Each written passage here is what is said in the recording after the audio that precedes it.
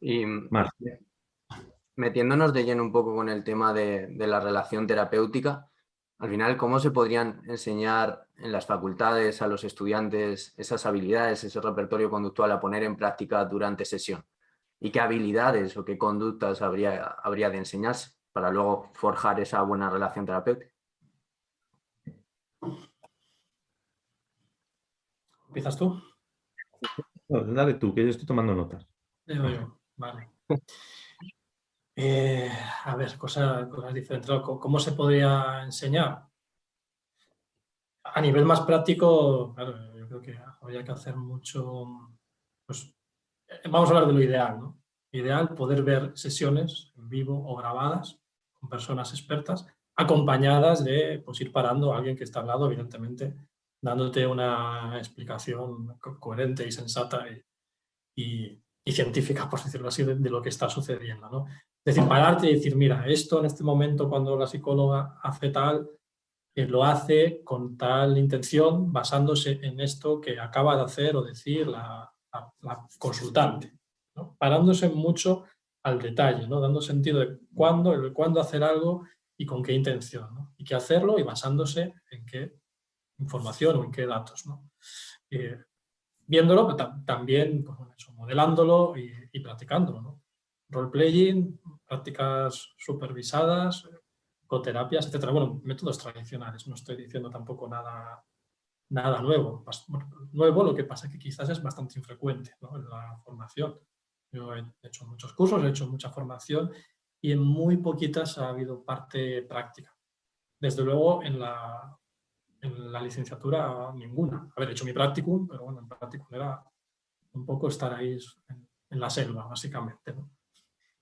Muy bien atendido y con grandes profesionales, pero desde luego nadie nunca se sentó a mi lado a ver cómo hacía yo una sesión hasta que hice el PIR, ¿no? Y en el PIR ha sido en algunas ocasiones, pues voluntariamente, pues el primer año proponerme mi supervisor y decir, mira, ¿te parece si haces tú una primera consulta y yo me siento a tu lado, como si fuera yo el observador y te voy dando feedback?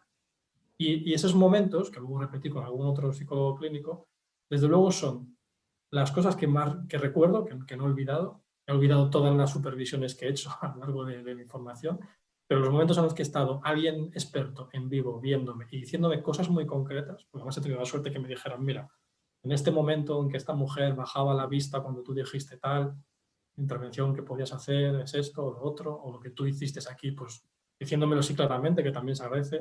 Esto lo podías haber hecho mejor, hazlo de tal manera, y luego volver a la consulta y poder hacerlo y recibir de nuevo feedback. Esto no es muy frecuente y hace falta también medios en temas formaciones para poder hacerlo, pero bueno, claro, ya hablo aquí de nivel personal, ¿no? En mi experiencia ha sido lo más útil, ¿no? Para aprender esas habilidades, incluyendo aquí pues lo de la relación, la alianza terapéutica, ¿no? Al final me sabe decir que relación terapéutica es todo lo que hacemos en sesión, desde que cogemos el teléfono para dar una cita hasta que decimos hasta luego, con la manita, ¿no? En todo momento estamos interviniendo y todo afecta a la relación terapéutica. Incluso lo que llamamos efectivamente técnicas específicas, ¿no? Porque la relación también es técnica, ¿no? Entonces también se puede enseñar, claro. Seguramente no se hace, ¿no? Muchas veces pues, se dice pues, esto como viene en los manuales o en las guías clínicas, ¿no? Primer paso, además como si fuera algo secuencial, ¿no? Establecer una buena relación terapéutica con la persona. Ya, ¿y cómo lo hago? ¿Y la establezco igual con todo el mundo? Resulta que no, ¿no? Porque volvemos al tema de la empatía. Para algunas personas hacer muchos comentarios que consideramos reflejos empáticos puede ser contraproducente en función de lo que implica para esa persona que hagamos ese tipo de comentarios, ¿no? Entonces necesitamos que nos enseñen en qué basarnos para hacer o no hacer también ciertas cosas. O autorrevelaciones, por ejemplo. ¿Cuándo hacerlos? ¿Cuándo puede estar rompiendo los límites entre la relación terapéutica y caer en una relación dual con el consultante, ¿no? Hay cosas que se pueden enseñar, ¿no? Lo importante luego sería, en la medida de lo posible, operativizarlo y hacerlo en lo más concreto posible, que es sobre todo lo más importante cuando uno está aprendiendo, ¿no?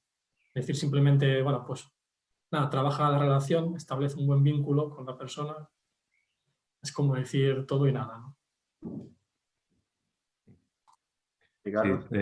de hecho, me estaba acordando ahora con lo que decía Alberto del típico meme este de cómo dibujar un caballo, ¿no? Haz un círculo, añade 4 palos y dicen, añade los detalles. Y claro, es ya el dibujo final maravilloso y estupendo. Y al final muchas veces es eso, ¿no? O sea, hay pocas cosas más ridículas que poner simplemente eso. Primero, generar una buena relación terapéutica. Vale, estupendo, maravilloso. Eso es como decir, ¿cómo, yo qué sé, cómo me hago amigo de alguien? Bueno, pues primero sé su amigo. Ya, esa es la pregunta, ¿no? O sea, eso es lo que tengo que aprender a hacer. Estoy también, por supuesto, absolutamente de acuerdo en que la única forma, como buen conductista también, o sea, la única forma de aprender a hacer algo es hacerlo. Miento, no es la única, pero sí es la más eficaz, vamos a decir. Mm, Claro, yo, por ejemplo, una de las asignaturas que he impartido bastante tiempo ha sido la de habilidades de terapeuta, precisamente. Que por suerte en algunas universidades, yo tengo la suerte de que en la europea es una asignatura, aparte, habilidades de terapeuta. Aún así, meto un módulo en las otras asignaturas que doy de habilidades de terapeuta, ¿no? Habilidades de interacción, porque yo he venido aquí a hablar de mi libro.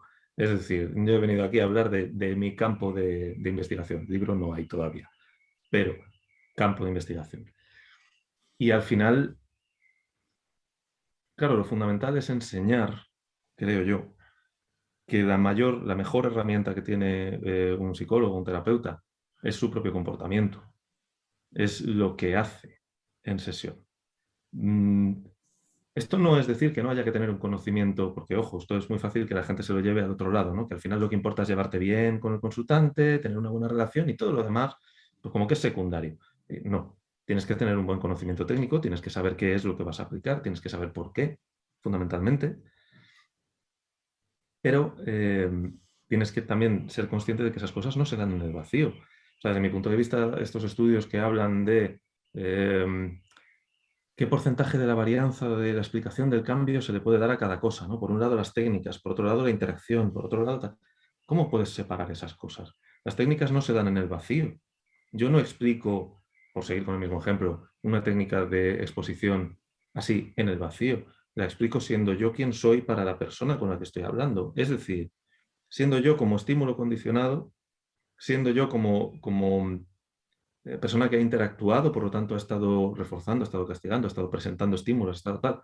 Y entonces hablo de la exposición en ese contexto, no en el vacío. Entonces, estudiar por un lado las técnicas y por otro la interacción, a mí me parece un ejercicio en el ridículo más absoluto, ¿no? O sea, no tiene ningún sentido. Mm, Claro, ¿cómo se aprende más a interactuar en terapia? Interactuando en terapia.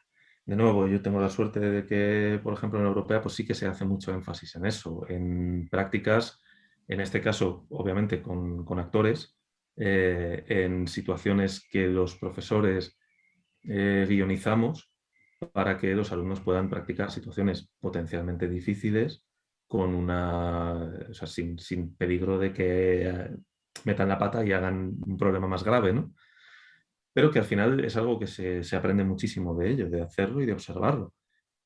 Y luego, pues obviamente, como esa forma de ver la terapia y la interacción es algo muy propio del análisis de conducta, al final es lo que hacemos en ITEMA. O sea, el máster de formación de ITEMA es esto. Está primero una base teórica y luego haz tu terapia y yo te voy a estar observando. Y yo te voy a estar diciendo esto, pues a un nivel de feedback como lo que decía Alberto, ¿no? Oye, ¿te has dado cuenta de que tú has dicho tal cosa y la persona se ha quedado callada, ha bajado la vista? Vamos a pensar por qué puede ser esto, cómo podemos solucionarlo, qué es lo que puedes hacer en estos momentos concretos, qué es lo que tal. Entonces, al final yo creo que hay que huir de enseñar las grandes palabras, ¿no? Se habla mucho de validar, de aceptar, de acoger. Y claro, hay una pregunta muy válida que puede salir de ahí, que es ¿qué es validar? Y yo tengo que validar siempre, por defecto. Me acuerdo cuando estaba estudiando el máster general sanitario, había un profesor con el que, bueno, tenía mis ciertos desacuerdos, vamos a decir, y que él decía que hay que validar siempre, todo el tiempo. Claro, igual en su ámbito de trabajo esto es así, porque creo recordar que trabajaba con personas que estaban pues, terminales, ¿no? Entonces, obviamente, no te vas a poner a discutir con alguien que está en el proceso de fallecer, ¿no? Pues sí, efectivamente. Pues si te dice, yo creo que las patatas vuelan, pues dices, sí, sí, efectivamente, muy bien. Pero a mí siempre me faltaba el criterio funcional. Si entendemos validar por emitir una verbalización o una expresión facial que no haga que la persona se sienta mal por lo que acaba de decir, pues eso es algo que habrá que hacer probablemente durante la fase de evaluación en la que tú estás tomando una línea base de cuál es el comportamiento de esta persona y de cómo responde al tuyo, pero que luego a lo mejor no. O sea, luego a lo mejor si esta persona me dice algo que en arreglo a los objetivos que hemos pactado, ojo, no porque a mí me lo parezca, en arreglo a los objetivos que hemos pactado, es contrario a su interés terapéutico, pues a lo mejor yo tengo que decir algo como, no, no, no, mira, esto que estás diciendo es incorrecto, directamente es incorrecto. Y vamos a ver por qué. Y hablamos de ello. Yo ahí no estoy validando. Pero claro, un alumno al que tú le hayas enseñado que lo que hay que hacer es validar siempre, por defecto, pues le dejas sin armas. Igual que, pues eso, la empatía, ¿no? Pues ¿qué es la empatía? Tienes que ser empático siempre. Ojo, siempre. Y según qué definiciones de la empatía, porque es que según algunas definiciones de la empatía, yo de verdad tengo que sentir lo que siente la persona de enfrente. Entonces, si la persona de enfrente está llorando y está devastada, yo tengo que estar llorando y devastado para ser un buen terapeuta, porque hay buenos motivos para pensar todo lo contrario. Entonces, bueno, al final, práctica. Práctica y más saber traducir qué son esas grandes palabras a la práctica diaria. ¿Queréis añadir alguna cosilla sobre esto o pasamos a lo siguiente? Yo estaba pensando que precisamente no es peloteo, porque necesitamos quizás más profesores como Ricardo, que enseñen estas cosas, ¿no? Es que se me estaba viendo a la mente pues, un profesor universitario, no en mi carrera, sino en otra formación de la que voy a dar pistas por si acaso, que literalmente pues, decía cosas como si estás en consulta y el paciente, por supuesto para el paciente, se pone a llorar, tú no le acercas el paquete de Kleenex porque eso es contratransferencia, ¿no? Esto literal, ¿no? Un profesor universitario de muchos años de experiencia, ¿no? Y si lo ves por la calle, bajas la vista, que eso es contratransferencia, ¿no? Lo de bajar la vista, bueno, si no lo has hablado previamente, lo puedo entender según las circunstancias, porque es una cuestión de secreto profesional, intimidad, tal y cual, ¿no?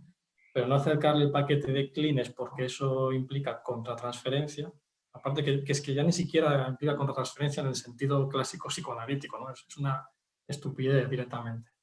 Entonces, ¿qué pasa? Claro, es que aquí sale el tema de la formación, ¿no? Cuando tú te estás formando, pues un profesor te dice esto y no tienes experiencia o no tienes otras fuentes de información, ¿por qué no te lo vas a creer, ¿no? Eso porque me cogió a mí ya, pues, hace pocos años. A lo mejor me coge en primera de carrera y digo, ostras, a lo mejor es a día de hoy que no le acerco un Kleenex a una persona ni aunque esté tirada en el suelo necesitándolo, ¿no? Que es muy importante la responsabilidad que tienen, pues, que tenéis los profesores, ¿no? En este sentido. Muy, muy importante. Y quizás tendremos que hacer auditorías a determinados profesores porque vaya Votos. tela. Sí.